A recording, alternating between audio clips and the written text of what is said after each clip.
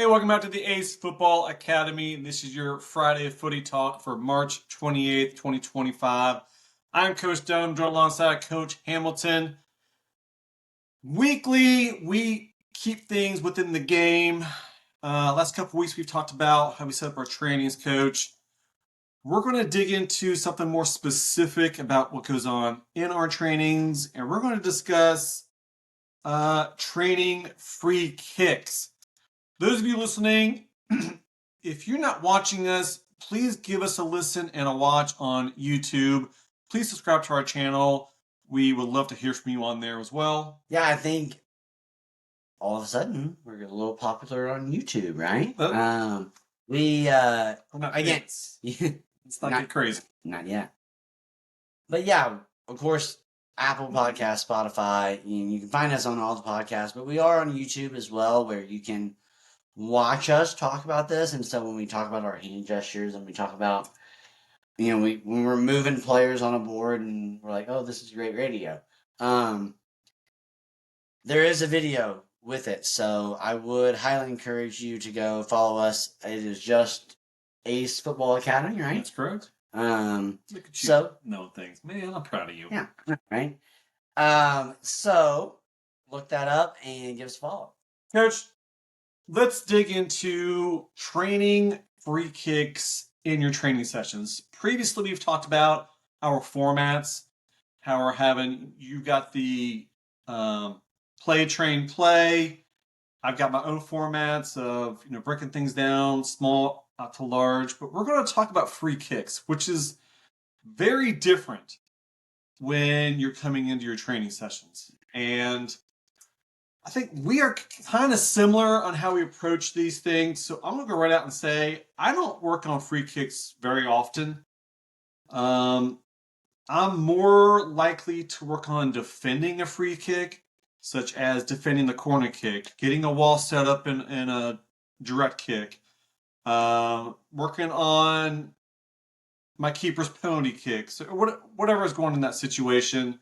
So, Coach, let's start off by working on corner kicks. I think corner kicks is probably going to happen more often than indirect and direct free kicks, definitely more often than penalty kicks. But it's something that the kids need to know how to react to in a game. I can't tell you how many times when I was coaching my 2013s, it would be their free kick, so we're defending the goal, and I'd have a guy 15 yards outside the penalty box staring into the goal. I'm like, bro, what are you doing? Get in front of the goal. So, Coach, I'm going to lay it off to you to describe how you approach corner kicks, either defending or attacking. So I'll start with defending. That's what A is on my list. With defending, I start with my goalkeeper, right? All right, goalkeeper, where are you the most comfortable? Do you want to be standing in the middle of the goal, or do you want to be standing front post, right? Because there are goalkeepers have different personalities and how they attack the ball. So that's where I start. And then going from there, I'm going to give you my coaching philosophy, and then I'll give you how I train it. And then going from that, let's say my goalkeeper says, hey, I want to be in the middle of the goal. So then, because I think it's not the answer I love, but it's the answer that I think is the most common. Mm-hmm. And so my goalkeeper says, I want to be in the middle of the goal. Okay, great. So I need a front post and a back post. Here is and this is a shout out to our YouTube page, drives me insane. When the front post and the back post, instead of facing forward on the field, they face sideways to the goal. And I'm like, all you're asking you to do is that ball comes across, you stick your foot up, and it goes in your own goal, right? You have to be so if I'm front post or I'm back post, I'm literally standing horizontal with the line facing out to the field, right? Yeah, and I think to add on to that, I tell them just like you, both feet are standing on the white line, and until the danger is over. Yeah, well, and my hand is touching the post. Yes. So correct. Now my full body is covering that side of the post. Correct. So that's where I kind of start with defending, and then actually, I don't know if you and I ever had this conversation before, so it might be fun. Then I am a man mark guy I was defending. just about to ask you that. Yeah. I'm a man mark guy. I want you to mark your player, and if you're the right wing, and your player comes all the way across, you're with them, right? You're holding with them, and then does that maybe get us a little discombobulated in the counter and things like that? Maybe, but my reaction to that is we prevented a goal. So that's kind of how. So I guess now I want to talk about training because that is what our topic is tonight. But I feel like it's important to give you how I set it up before I tell you how I train it. Um, I don't spend a ton of time on it for a couple reasons. The biggest reason for me is the age group that I coach in. Mm-hmm. I have, and I don't mean this disrespectful, and I hope nobody takes it that way, but I have very few girls, even in the 2011 age range, that can play a corner kick that is dangerous, Yeah. right? Um, most of our corner kicks, most, not all, are going to end up front post or earlier. So I just always spin it back to, hey, are we marking? Do you have your player? And then let's play. Yeah. And I'm the opposite. You are. I like doing a zone. It's something I learned in high school. I coached it when I was coaching the college club team. I did it when I coached the girls' high school team. It works because now they're not tracking runners. They're tracking a zone of space in front of the goal and runners coming into that space. Right. And how I work that, number one, the keeper, you better be shouting out where people need to be and they need to be getting there fast.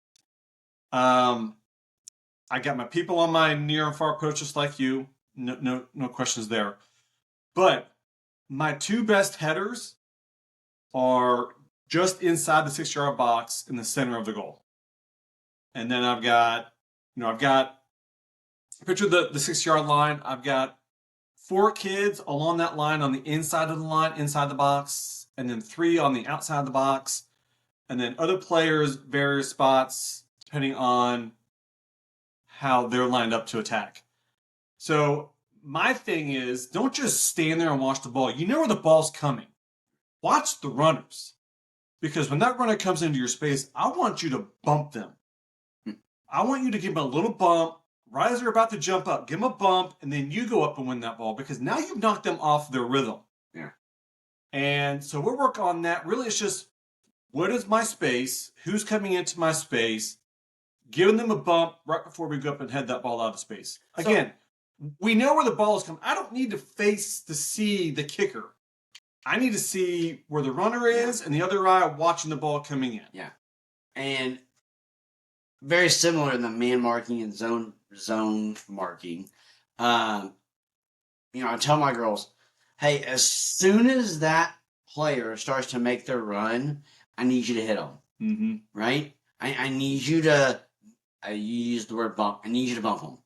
So to me, even if it's hold their arm a little bit. Yeah, grab the jersey. If you grab the jersey, you've got to know how to do it right. Correct. Because that can be an easy penalty. But bump them, Yeah. Hold that arm a little bit. Yeah. Anything to get an advantage there. Yeah, absolutely. And that's kind of what I say. Like I always say, if you can't reach out and touch them, you're not marking them. Again, it's a little different for you because you're running in the zone. So, but for me, I'm running a man marking system. If you can't reach out and touch them, you're not marking them. Mm-hmm. But I wanna cycle back to something you said. It starts with goalkeeper. I know you probably leave it up to your goalkeeper to make that call, but as a coach, where would you prefer your goalkeeper to go and be in a corner? First of all, this depends on the age.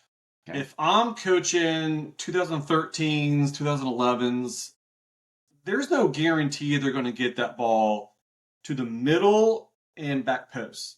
So one thing I always teach my goalkeeper, it's easier to run forward rather than backing up to get that ball. So Correct.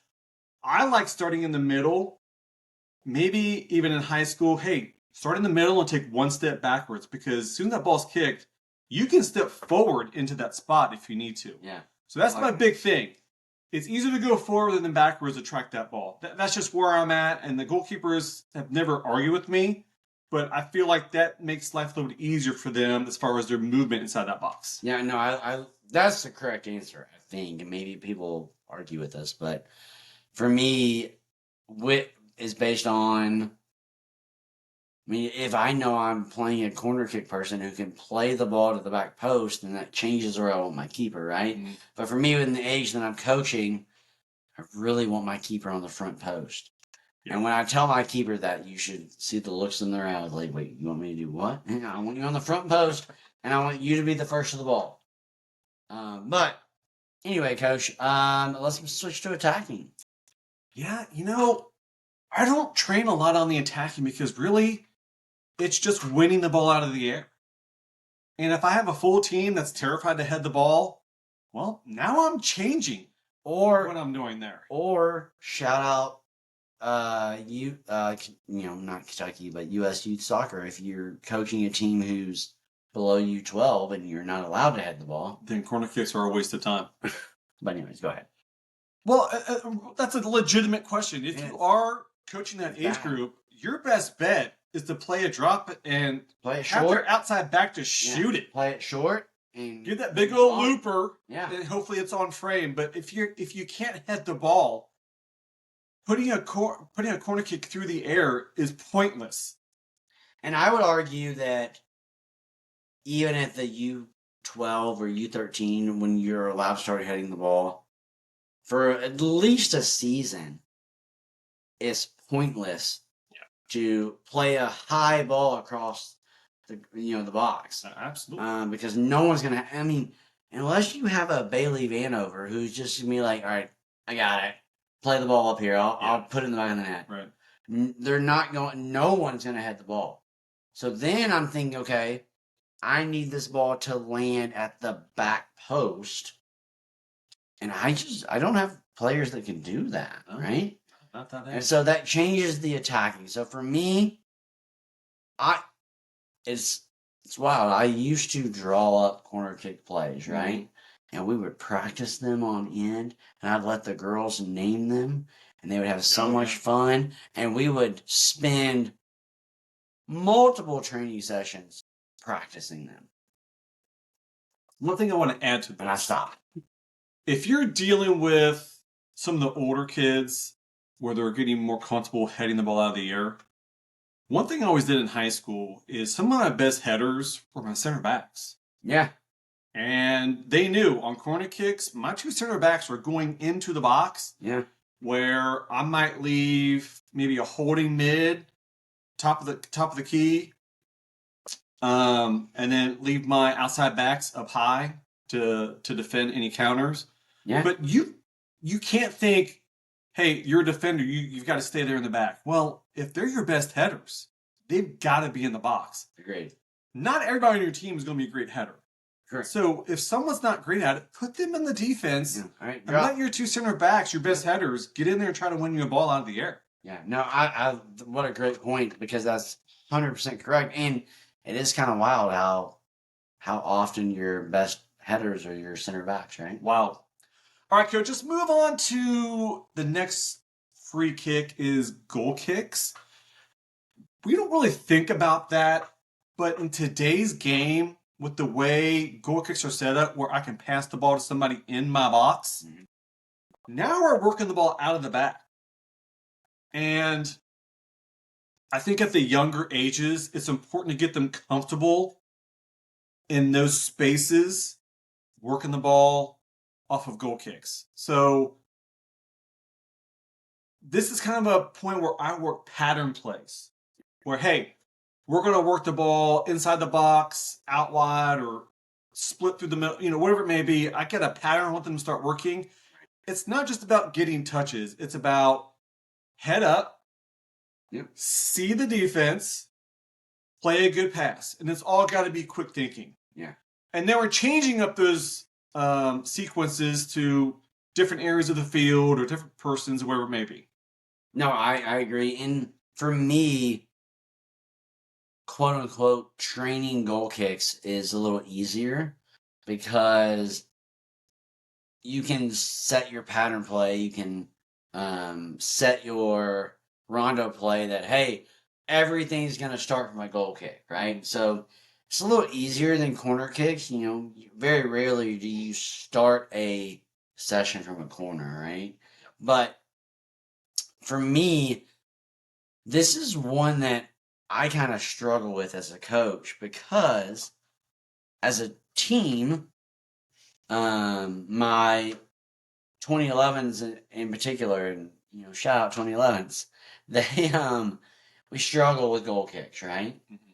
We struggle taking goal kicks because we're in that moment where from the goal kick we can't necessarily break that second line. So we can break the first line, but it's probably going to go right to the second line's feet, right? And so coach, I know my 11 is wide open, but there's a really good chance that it might not get to the 11. It might be intercepted. So how do I play that, right? And so my center backs and goalkeeper, we've had so many conversations about this. So for me, I do train this one very differently than any of the others we're going to talk about tonight because I do train it. I start a lot of my drills, a lot of my building out of the back or whatever we're working on. I start a ton of those from a goal kick situation so we can talk about what it might look like in the game and how we can answer the questions that we may have in the course of any game. And I like what you just said there. You have to work. It's working the uncomfortable, making it comfortable. Right. Because you're in an area where one little mistake and they're probably going to pop one on you. So you have to work on those situations and those sequences to get them comfortable with the ball at their feet. The other thing I want to add to this is who's taking your goal kicks. At the younger ages, maybe your goalie isn't great at kicking the ball, but you still have to develop that in him. So in practices, hey, Johnny, for 5 minutes after practice, you and I are going to work on just goal kicks. Practicing, kicking the ball properly. Are you locking your ankle? Are you following through? All that kind of stuff. And in games, you don't want your kid giving up a goal because you're trying to work on something. Put a kid in there that can knock that ball past that first line. And every now and then, give that goalie an opportunity. Even if it's just kicking the ball out wide. Hey, we're just going to keep on working on a few things here. Now, as you get older, your goalie should be the one taking your goal kicks. If you're 11, 12, 13 years old and you're still got one of your defenders taking your goal kicks, got to put in more work there, coach. About 14 Got to put in more work. No, I'm glad you said that, and that's why I looked away from the camera.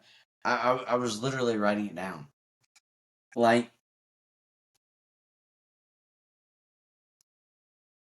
I've done some work with, like, here's how you lift the ball and things like that. Mm-hmm. But it is different in a goal kick, right? Because if you're going to play a goal kick, you have to really lift the ball. Oh, yeah. And so I just jotted, that's why we do this podcast, right? Because we want to learn, we want to educate the game. So I wrote that down because I do think that's important. And you're right. Your goalkeeper should be taking the goal kicks. Yeah.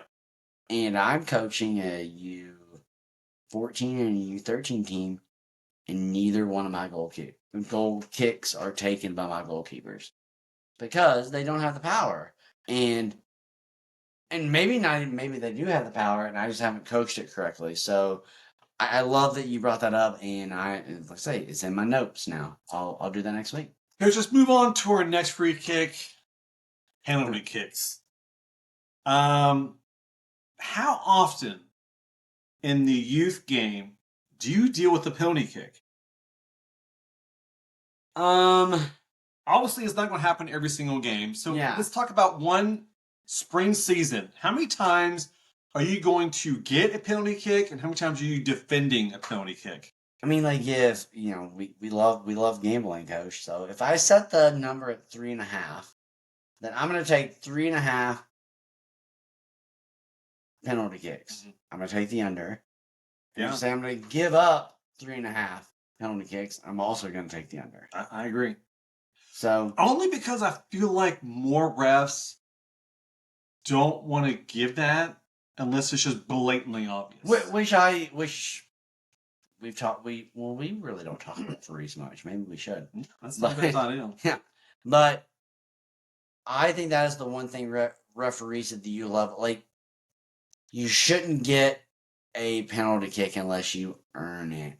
I agree. I mean, You know how I feel about penalty kicks. yeah, like Too many dives. given for pretty lame reasons. Correct. I agree. Now, when it comes to practicing penalty kicks, it's been one practice for like the last 10, 15 minutes and to say, hey, I might need to know who my penalty kick takers are. That's kind of it. Yeah. Because when you're working on your shooting and your finishing, that's kind of a part of it. Correct. And you can see who your place kickers are and who's got the accuracy, who has the power to get it there. I think I'm more worried about giving my goalie the experience rather than working on my kickers getting that experience. Yeah, I think for me it's kind of similar to what you said. I probably do more penalty kick. We can say training. I'm not really training anything, right? Mhm. I may go stand by my goalie and talk to her as she's doing things, but my training is more early season and then late season, right? I don't do a whole lot of it in season because, like I said, the chances of taking a penalty kick are far and few between, right? So, but early. Sorry to cut you off No, there. go ahead. The other reason is everybody on your team isn't going to get a chance to take a penalty kick. Correct. You've got probably 3 kids when you have an in-game penalty kick situation that you're going to be looking at. So to spend time in practice for everyone to practice their PKs, I feel like you're wasting opportunities to develop other areas. Well, and so we've talked about this before. About how to go out penalty kicks, and I think we did a whole release on it. We did. So I have my 1 or 2, maybe 3 in-game players who are going to take my in-game PK, right? I do kind of have a steadfast rule that, hey, if you earned the penalty kick, I will give you right of first refusal to take it, right? So if you're an outside back and you made an overlap and you got tackled in the box and you want to take that PK, then I'm going to let you take it, right? I love that you said that because when I played on a club team, the rule was if you're the one that fouled to give us the PK, you're automatically not the one going to be taking the PK. Yeah. Because you're frazzled, you're emotional, you're probably a little ticked off that you got maybe a little taken out. I think this is all coming back to me now because we've done this conversation and you missed your PK. Right? I did. Yeah. It's all And it was coming funny back. because when I came off the field, the guy's like, aren't you supposed to not take the PK? Yeah. I'm like, yeah, I know. I did anyway. So I do give right of first refusal. But when it comes to training them, it's very little. I may end a training every now and then where I'm just like, hey, captains, go pick your 2 teams, and losing team runs a lap or something like that. Everybody kicks and things like that, but I really don't train them very often. But coach, and I know we're gonna end up running super long. Where's our time? No, we'll bust through this. You're good. Where I really struggle and maybe do my team's disservice is those in-game penalty kicks. and teaching the people who aren't taking it where to line up along the 18 and what Crash should the goal. happen and what should happen in that moment, right? Because it doesn't happen a lot at the youth level because, again, nobody moves. But, so often you see those follow-ups or, the ball comes off the keeper and the shooter just taps it in, right? So I think, for me, defending a penalty kick doesn't necessarily mean talking to the goalkeeper. Yeah, because just move on to, I'm going to combine these direct kicks and indirect free kicks. These are going to happen more often than your penalty kicks. Again, I'm not practicing in practice with the whole team on taking free kicks. However, I am practicing defending those free kicks. Because if your goalkeeper doesn't know how to set up a wall, if your players understand, hey, get a wall, and the third part of that is, if you have a person standing in front of that ball to prevent a quick free kick, you just got a big mess going on. So here's how I run my training sessions. I'll take a ball and I'll sit it down right here and say, free kick right here, go. And my keeper is saying, hey, I need a ball right here. Give me 4, give me 3. Go to the right, go to the right, go to the right. You're good. And I got one guy standing in front of the ball until the rep tells him to move. And I'm moving the ball somewhere. And every time I'm moving the ball somewhere else. And I'll say indirect free kick. I'll say direct free kick. It's about getting the keeper. Because if the keeper isn't getting things set the way he needs it, there's going to be a space where someone's going to pop that ball in for a quick goal. No, yeah, absolutely. And I'm kind of like you. I don't spend a ton of time on those. I think my 2 rules for you, or that you mentioned, one of them was somebody in front of the ball. Like, that is the first thing I teach. Yeah. Like, if you fouled and you created the free kick, you're also supposed to be the first one to stop the free kick, right? Not that I'm mad at you for creating the free kick. Like, sometimes, there are good fouls. Like, we talk about that a lot. There are good fouls. But you need to get in front of the ball and make sure they don't play quickly, right? Yeah. One of the biggest things that I've seen that has helped my teams over the course of the last 12 months, 18 months, is discussing with them about my teams, again, are a little younger. We are early 11v11. Holding that 18, right? And that's what I like, because so many times, free kick, and everybody runs back to the goal, right? No, we don't. I don't need you to do that, because now you're just in my goalkeeper's way. So I talk to them quite often about, and depends on where the free kick is happening, right? But that first player dictates, all right, I'm going to slow it down. I'm going to slow this down by holding up the free kick. Then you make the referee walk it off or whatever it is, right? Or here's your 10-yard line. And then, unless we're what, 15 yards out or whatever it is, then I want everyone else holding the 18 or holding 2 or 3 yards behind the 10-yard mark, right? Because especially where you and I coach, and really in the pros too, right? How often is the ball just overserved and he goes right to the keeper and we collect it and we move on, right? So those are my 2 big things when I'm talking about direct and indirect kicks are get in front of the ball and hold the line. Absolutely, Coach. All great points. If you have any other points, send us some messages on Facebook. We'd love to hear your side of the story. We are the A.C.E Football Academy. Be sure to listen to us on YouTube. We'd love to get your likes and subscribe to our channel there. I'm Coach Dunham. This is Coach Hamilton. Go kick some ace.